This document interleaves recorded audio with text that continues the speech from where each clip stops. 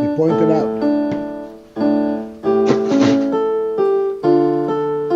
how we're not, yeah, that's right, we're not doing the kids. We're skipping. We're skipping the Again. kids.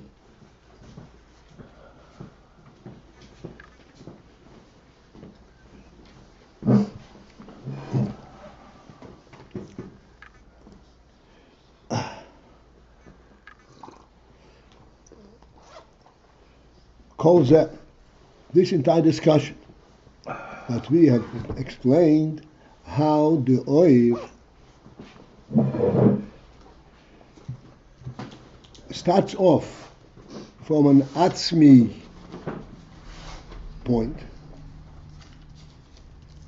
An atzmi point we discussed many times, and it would behoove each one of us to reflect a little bit on the concept of etzem, which is not readily accessible and definable. It's not definable altogether, but in our seichel we can relate to it, because the seichel has that capacity.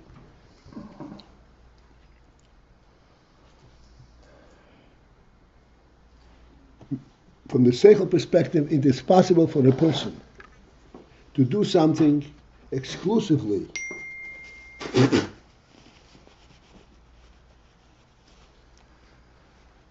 because it's the right thing to do, not for any personal involvement or any personal gain,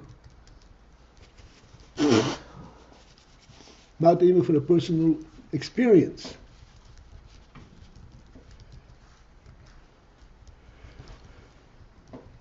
But just the pure truth. This is what God has created, and this is what I relate to. I take it the way it was given to me.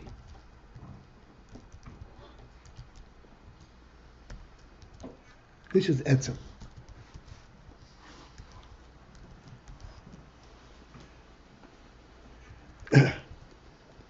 And then this etzem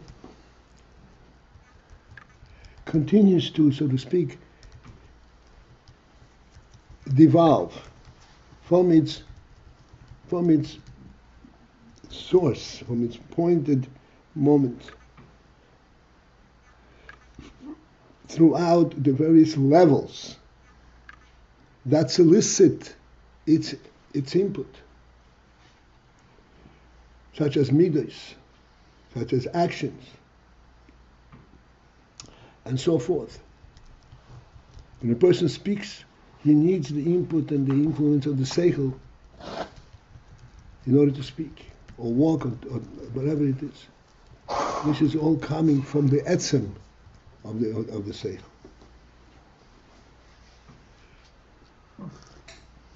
And as we explained,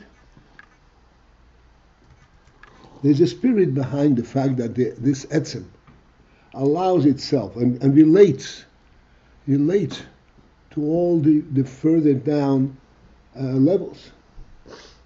Because this etzem is not an entity unto itself, it's a godly creation. There's a godly purpose and godly significance to its being. And one of its significance is that it should illuminate the entire spectrum of existence.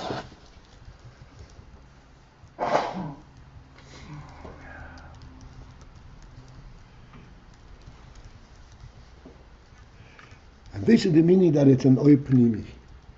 Okay, let's start inside again. Kol ze hu b'bchinas e pnimi.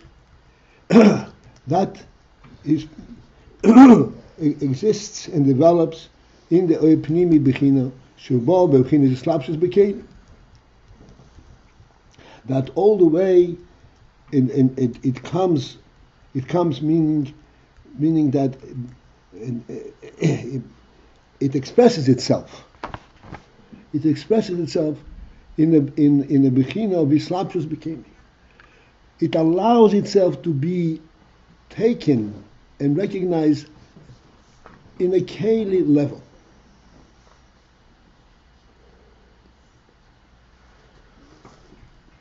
This etzem HaSeichel says, I'm satisfied if you can take me and translate me how it applies in your world.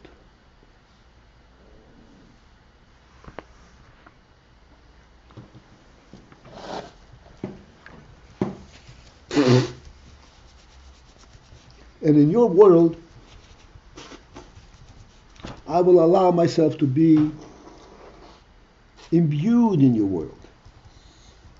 In other words, to illuminate and give life to your level of existence.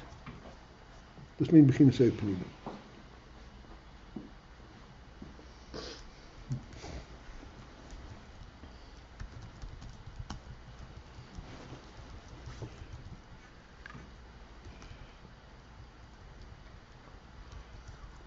The bashar she'yumakoiroi, in its root, be'erein sof she'lifnei hatzimtzum, which is the root of this oir, is in the oir in sof she'lifnei hatzimtzum. Oir in sof she'lifnei hatzimtzum means it is the oir in sof as it is, completely unto itself. The tzimtzum is the first step towards bringing this oir into world. But this oir is a true oir within Elokus itself. And it is representative of Etzem Elokus. In that lofty place,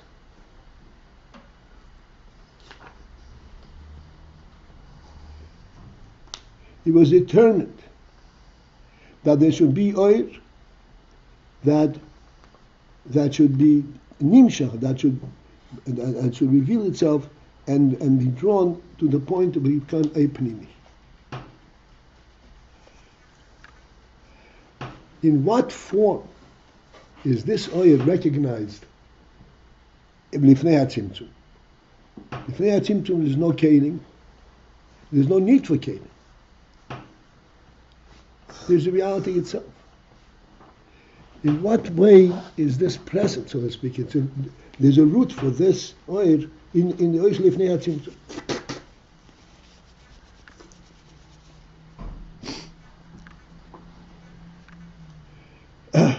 Who, and that is, Mashashir Oiresoy Boru.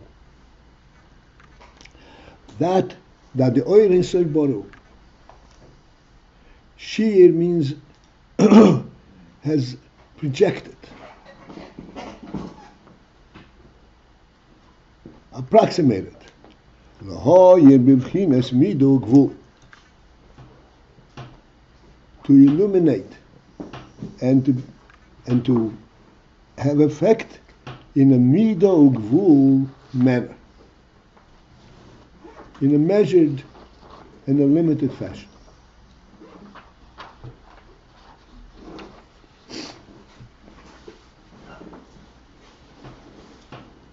What is the point behind a measured and limited fashion? The point behind measured and limited fashion is that it should be able to be effective at all levels.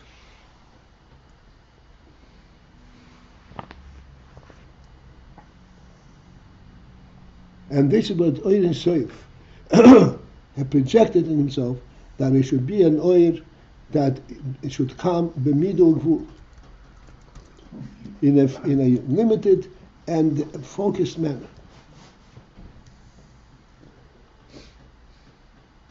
The alkei were therefore, because this oir has been in its inception,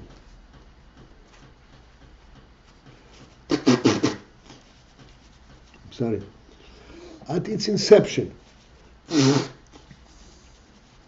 which is a very important point.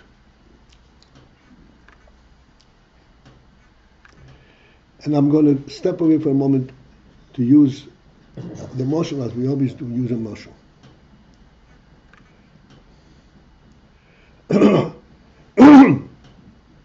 A teacher is teaching children. Very young children are very starting point of their learning. And he's teaching them aleph base. What's an aleph base? Alabase is only a means to the next step. In itself, you're learning nothing. If the teacher teaches the alabase and perceives it as being nothing, and only for the next step, he is not teaching them appropriately. He cannot possibly relate to them, he cannot possibly encourage them in their learning. Pardon me.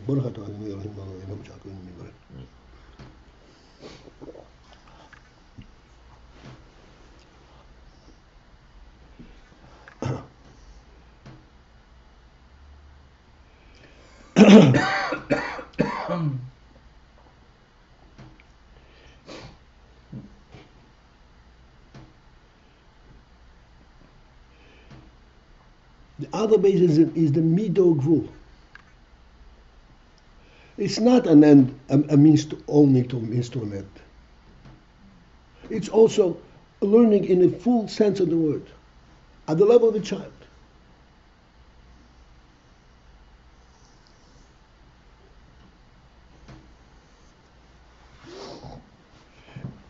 And only that Malamed who appreciates that experience and that inspiration,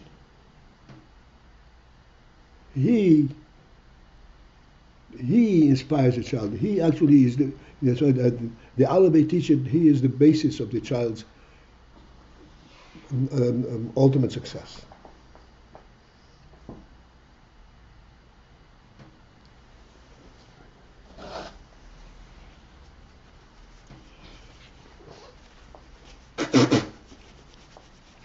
So this is what the Rebbe is saying. This AYIN Soif, that ultimately is mislabashing kelim, such as we said, here's how you eat, here's how you speak, here's how you stand, here's how you dress. All of these little things, these are means to an end. No, these are real things.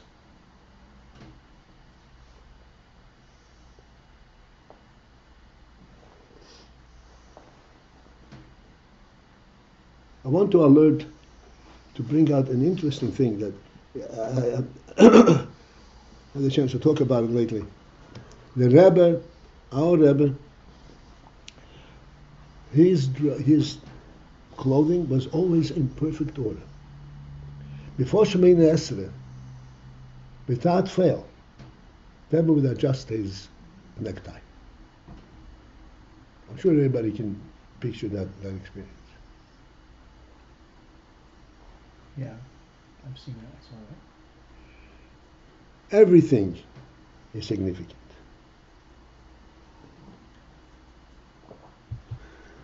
Because everything that occurs, that a human being does, has a human spirit to it.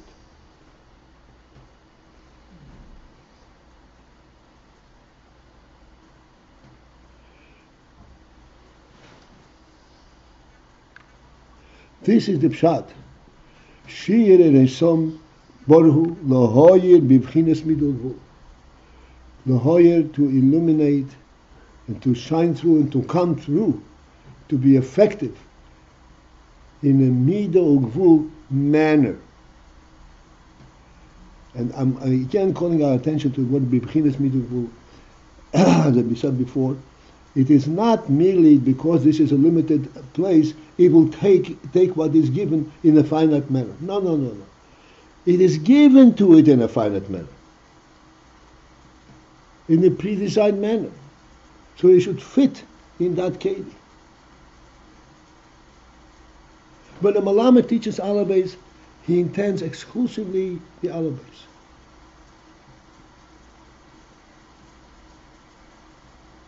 That's when the child learns. That's when the child begins to appreciate what learning is.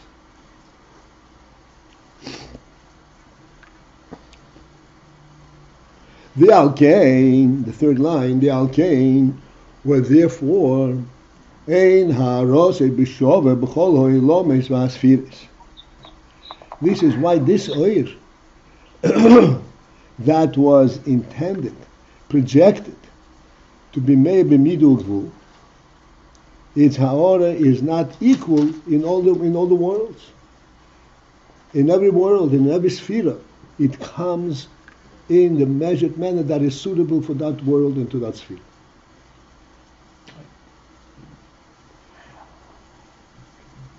The Rebbe is repeating this. Can I ask? Yes, 1 second. The Rebbe is repeating this in order to impress upon us that this union that that it comes to be limited according to this world, according to this sphere, is not because the world does not see anything more, and the sphere does not recognize anything more. No, it is given to it in its measured manner. Because this measure and this sphere and this world is important. Where is it important? From the very inception, the beginning of AYIN Sof. Yes, absolutely. I'm trying to understand. Oiris Bekailem, we're talking now Oir pnimi, which is Mislabash Oiris Bekailem. And is the purpose of the oil to be Mislabash in the Kaila, or the purpose of the oil should be Oiris Bekailem, and from the Kailem it will affect further?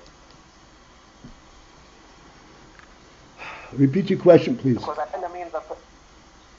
Repeat your question. Repeat it Kaila again. means that. Yeah. Is the purpose of the oil to be mislabish in the kaila only, or the purpose is that it should be together, oil is the kailem, and the kailem will affect further?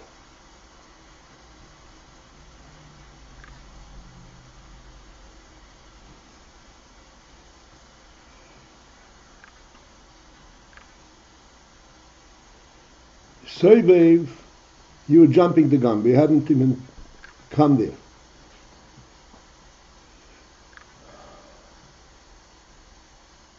Outside of. You said Soivev, right? No. I'm trying to understand if the purpose is the oil should be mislabish in the kaila, or that it should be oil is the kailem, and the kailem with the oil should be affecting further. Because Further. the kaila means Oh, further. I thought you said Soivev.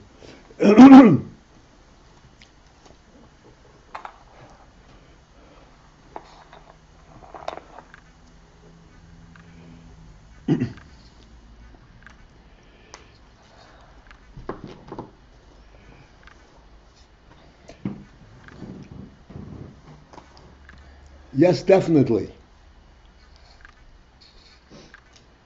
The spirit behind the Oibi Mislabish and the Keli is so that it should continue to be effective through the Keli.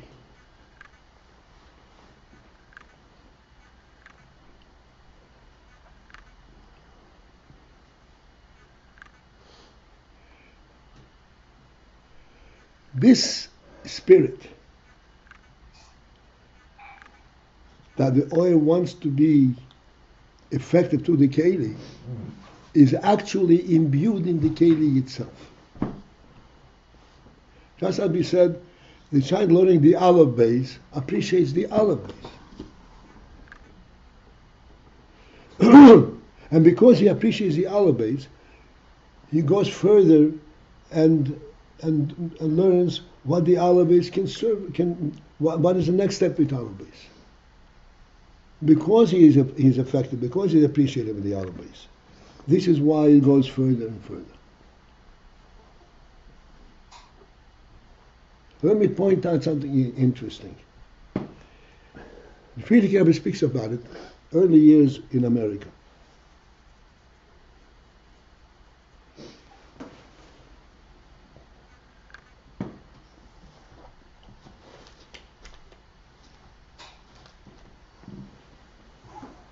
What should I do with this?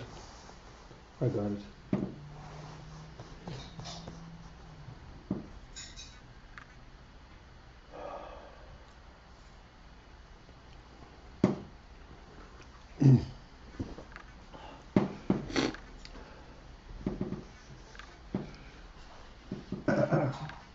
There were various institutions being developed, like the conservative and Nachman Sunday Reform and all kinds of different things, all, in, so to speak, in claiming to represent Yiddishkeit, Torah. And they started teaching Torah, teaching alphabets, how to read Hebrew. But their method, of course, of teaching the alphabets was already skewed, impure. And they claimed that their method was extremely successful. So that a child beginning to learn, within 2 months he reads. But yes, it takes a half a year to read. What was the difference? They said, don't teach the Aleph the Aleph Beis Gimel. Teach A, B, Ge. That's the secular method. And he will read in no time. And the Rebbe protested with the most outscream. No way. The ois is a real ois. It's part of Torah.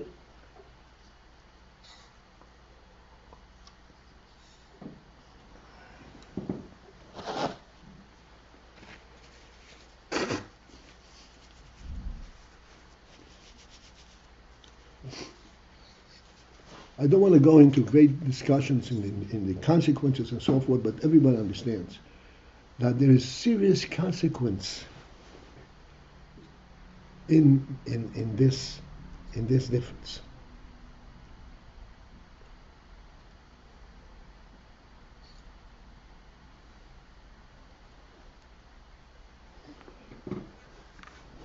So when you say, yes, it's mislabish in the keli, so that it will go further. Yes, mislabish in the keli, but it's mislabish in the keli. Yes, the keli serves further down also, but that's not the definition of mislabish and keli. Mislabish and keli means, and since here's the point. Since this is a real oir, since it is a real keli, a real islapshus, then automatically it creates its own world at this level.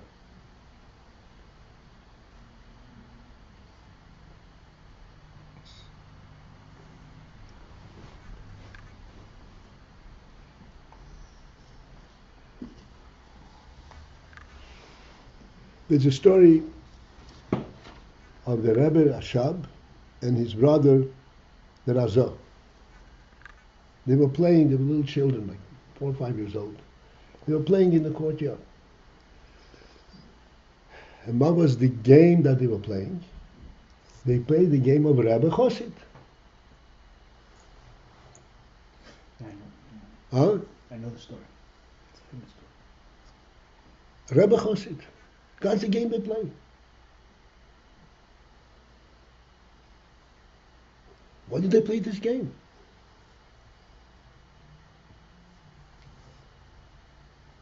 Were they merely copying what was happening? This was real to them.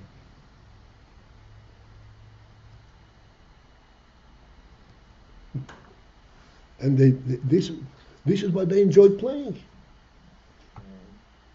Instead of chasing each other and competing who is stronger, we were playing maybe a Rebbe Chosid.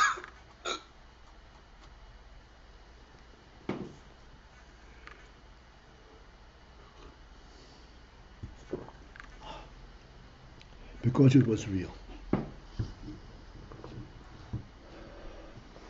This is the pshat, it's mislabish and a keli, and yes, of course it goes further. Because it's a real keli and it's a real oil. Shlomo, did you get the point? I'm sure you did. The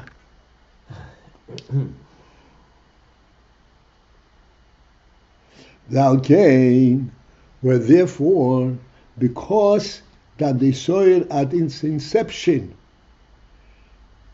was intended, was measured, was projected to express itself and come forth in a mido gvula manner.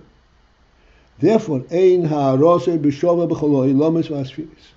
This is why its ha'ora is not equal in all worlds and all spheres. Because it's intended to be fit in the place where it is. V'hainu, which means to say, sheyesh bei ma'alo mato,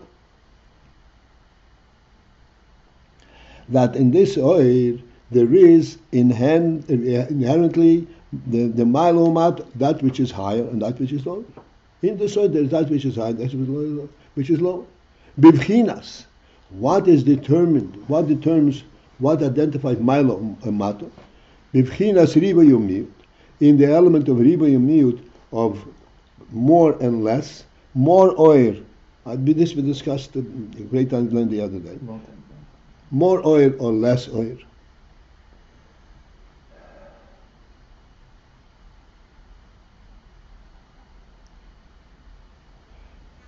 What is more oil and less oil mean? Riba yomiyut. Riba yomiyut means more an expression of the principle, of the source, more involvement of the moyer, of the source, and less involvement of the etzem. This is riba yomiyut. More involvement of the source, right, and less, right, involvement of the etzem. Yeah, that's the same thing. That's contradicting each other. The source and the etzem are the same thing. Yeah. So it's riba yomiyut. This is ma'alo mato. In what way is it higher and lower? In one way that it's identified is riba yomiyut. There's more or less of the source and the etzem. Of the etzem of the source in this oil. It's the same thing. The etzem and the etzem of the source in this in the thing in the keli. In this oil, right. In the ore. In the oil. That's going into the keli. That's right. So so that's what causes it to be more of a keli, or the keli. The keli is a thing. If you're picking up a ribui and mute, greater and lesser. Yes. Depending on the extent. Okay.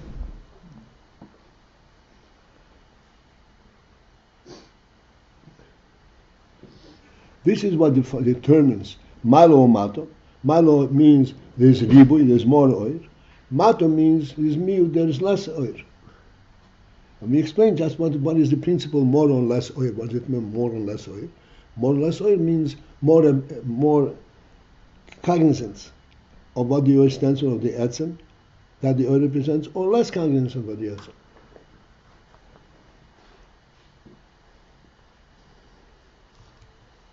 This is the malum, this is riba yomiyut, more oil and less oil. The gam, and also the oil gufo yesh malum mat.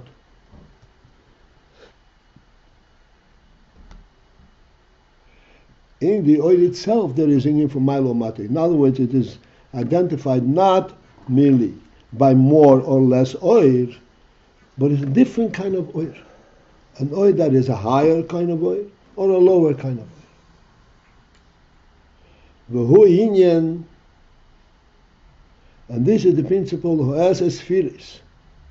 Shaboy, these different levels is the 10 spheres that are contained within this oil.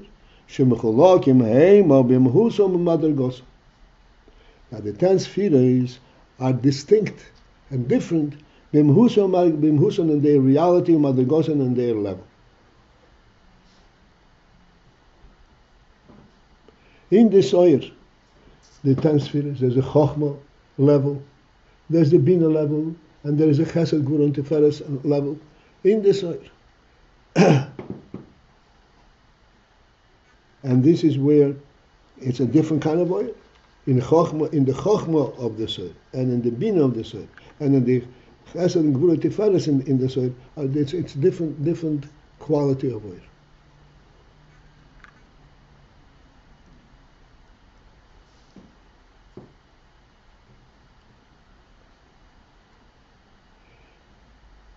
This is the principle that this oil has milo umato, has higher and lower. And why? What is the origin of this distinction, or that there should be mile or mat in the oil? It is intended to have it,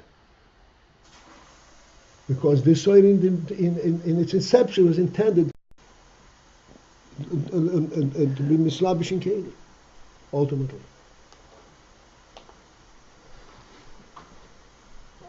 This is it for this morning. In the previous mimer, we learned that, that the fact that there is that the fact that the thing is mila or mata, but because it's mila and mata, not necessarily because of the degree of gili or. No, it's a befeira shatza.